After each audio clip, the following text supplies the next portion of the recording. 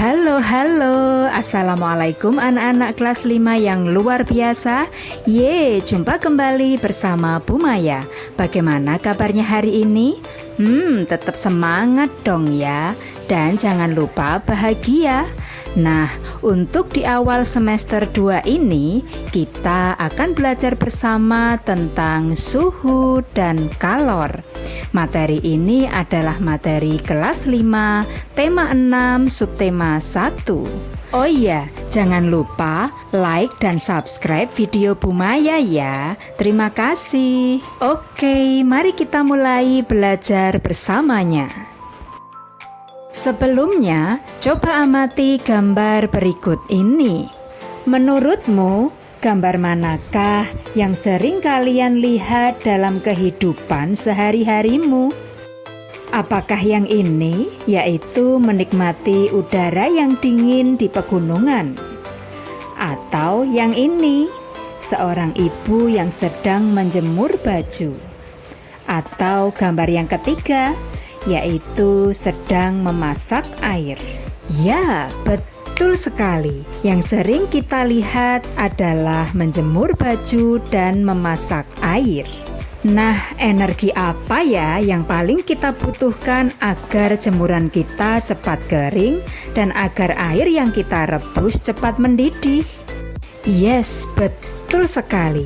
Yang kita butuhkan adalah panas matahari dan api. Untuk selanjutnya, benda yang dapat menghasilkan energi panas itu disebut sumber energi panas. Oh iya, masih ingatkah kamu apa ya sumber energi panas terbesar di bumi kita? Yes, betul sekali. Matahari adalah sumber energi panas terbesar di bumi. Nah, untuk selanjutnya, berdasarkan 3 gambar yang kalian amati tadi, menurut kalian, apa persamaan pada gambar tersebut?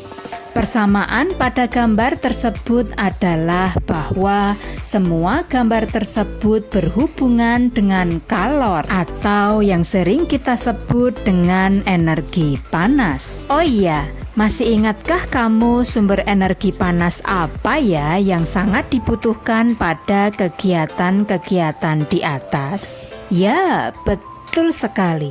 Sumber energi panas yang dibutuhkan adalah api dan matahari.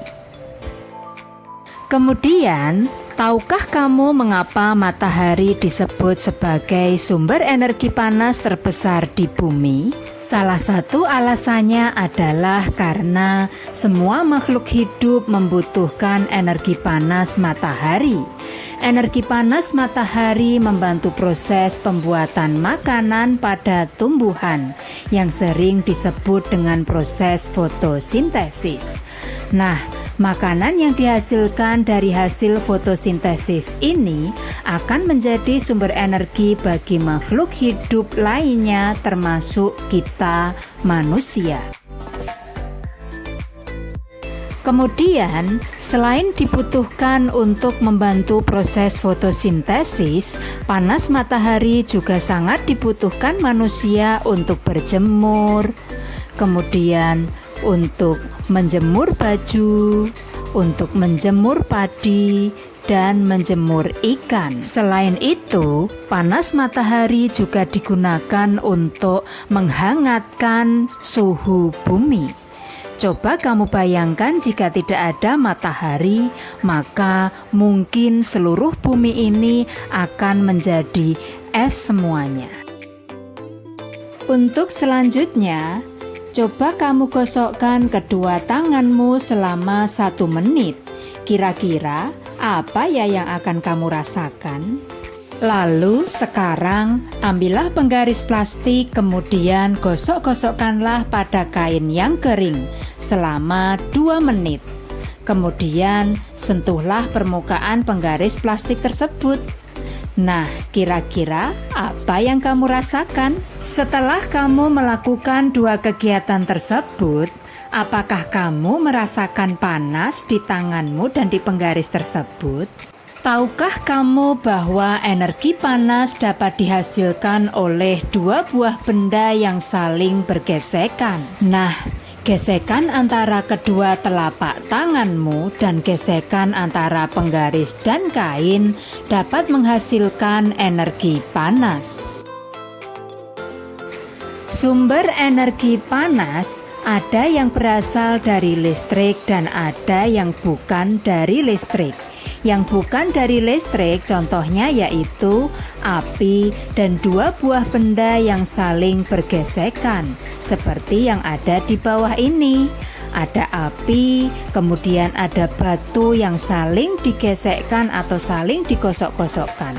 Seperti orang pada zaman dahulu, sebelum dulu ada korek api, cara mereka untuk menyalakan api adalah dengan menggesekkan dua buah batu. Kemudian saat sekarang setelah sudah ada korek api, maka cara mendapatkan api dengan cara menggesekkan batang korek api dengan wadah korek apinya. Nah, untuk selanjutnya, agar kalian bisa lebih memahami hubungan antara suatu kegiatan dengan sumber energi panas yang digunakan, kalian bisa berlatih mengerjakan buku paket kalian halaman 6. Oh iya, kamu tidak perlu khawatir. Jika kamu mengalami kesulitan, kamu bisa bertanya kepada orang tuamu atau kepada gurumu. Dan Bu Maya yakin kamu pasti bisa. Untuk selanjutnya, coba amati gambar berikut ini. Ini adalah gambar es batu yang diletakkan di luar ruangan. Kemudian untuk gambar yang kedua adalah gambar es batu yang diletakkan di dalam ruangan. Kemudian yang gambar ketiga adalah gambar es batu yang diletakkan di dalam almari. Nah, menurut kalian, es batu manakah yang akan mencair terlebih dahulu? Ya, betul sekali. Es batu yang mencair paling duluan adalah es batu yang diletakkan di luar ruangan. Karena di luar ruangan, apalagi di siang hari, udara terasa sangat panas sehingga es batu yang diletakkan di luar akan lebih cepat mencair dibandingkan yang berada di dalam ruangan. Kemudian, es batu yang di dalam ruangan akan lebih cepat mencair dibandingkan es batu yang berada di dalam lemari, karena suhu di dalam ruangan lebih panas daripada suhu yang ada di dalam lemari. Untuk selanjutnya, dalam kehidupanmu sehari-hari, kamu sering mengukur suhu dengan menggunakan sentuhan telapak tanganmu. Dapatkah kamu menentukan dengan tepat perbedaan suhu antara dua buah benda dengan menggunakan indera peraba pada telapak tanganmu? Sesungguhnya, indera peraba atau telapak tangan kita tidak dapat menentukan secara tepat derajat panas dan dingin suatu benda. Tangan hanya dapat memperkirakan panas dan dingin suatu benda saja. Tangan tidak dapat menjelaskan berapa nilai derajat panas atau dinginnya suatu benda. Suhu atau yang sering disebut juga dengan temperatur adalah besaran yang menyatakan derajat panas suatu benda. Satuan suhu adalah derajat Celcius, kemudian alat untuk mengukur suhu adalah termometer. Satuan panas atau yang sering kita sebut dengan kalor adalah kalori. Kemudian alat untuk mengukur kalor atau panas adalah kalorimeter. Untuk selanjutnya, semakin tinggi suhu suatu benda, artinya benda tersebut semakin panas. Energi panas dapat mengubah benda yaitu menjadi memuai atau menyusut. Pemuaian adalah perubahan suatu benda menjadi bertambah panjang, lebar, luas, atau berubah volumenya karena terkena kalor atau panas.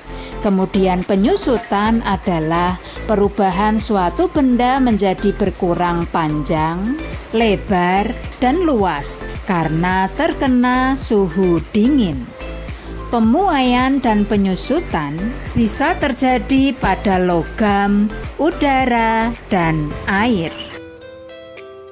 Nah, berikut beberapa contoh perubahan akibat perubahan suhu. Contoh yang pertama yaitu pemasangan kaca jendela dibuat longgar. Mengapa? Karena untuk memberikan ruang pemuaian bagi kaca saat terkena panas. Jika bingkai jendela tidak diberi ruang pemuaian, maka ketika terkena panas, kaca jendela menjadi retak atau pecah.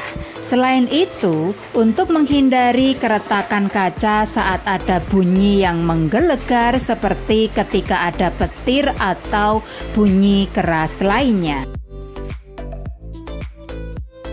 Contoh yang kedua yaitu tidak mengisi udara terlalu banyak pada ban motor atau sepeda atau mobil. Karena jika diisi terlalu banyak, maka ban dapat meletus dan dapat mengakibatkan kecelakaan. Hal ini disebabkan karena udara di dalam ban memuai karena panas siang hari. Sebaliknya, jika sepeda sudah lama tidak digunakan, maka udara dalam ban akan menyusut, sehingga ban menjadi kempes sendiri. Untuk contoh yang ketiga yaitu pemasangan kawat atau kabel listrik dan telepon dibuat kendor. Mengapa? Karena agar kawat atau kabel tidak putus saat malam hari. Karena pada saat malam hari terjadi penyusutan akibat udara yang dingin. Selain itu, agar kawat atau kabel listrik tidak putus jika tertimpa pohon yang tumbang. Untuk contoh yang berikutnya yaitu pemuaian pada gelas kaca. Pernahkah kamu melihat sebuah gelas kaca yang tiba-tiba pecah atau retak ketika dituangi air panas? Hal tersebut bisa terjadi karena adanya pemuaian yang tidak merata pada bagian gelas. Oleh karena itu, disarankan agar tidak menuangi gelas basah atau gelas dingin dengan air panas yang baru mendidih. Untuk contoh yang terakhir yaitu termometer. Saat termometer ruangan digunakan, maka air raksa yang berwarna merah yang ada dalam termometer akan memuai karena terkena suhu panas ruangan dan akan kembali menyusut saat suhu ruangan mulai menurun atau dingin. Nah, demikian beberapa contoh perubahan akibat perubahan suhu, yaitu peristiwa pemuaian dan penyusutan. Yeay, alhamdulillah hari ini kita telah selesai belajar bersama tentang suhu dan kalor. Bagaimana? Apakah kalian sudah mengerti? Wow, kalian memang luar biasa. Oke, jangan lupa like dan subscribe ya. Dan sampai jumpa di pertemuan yang berikutnya. Terima kasih. Wassalamualaikum. Bye.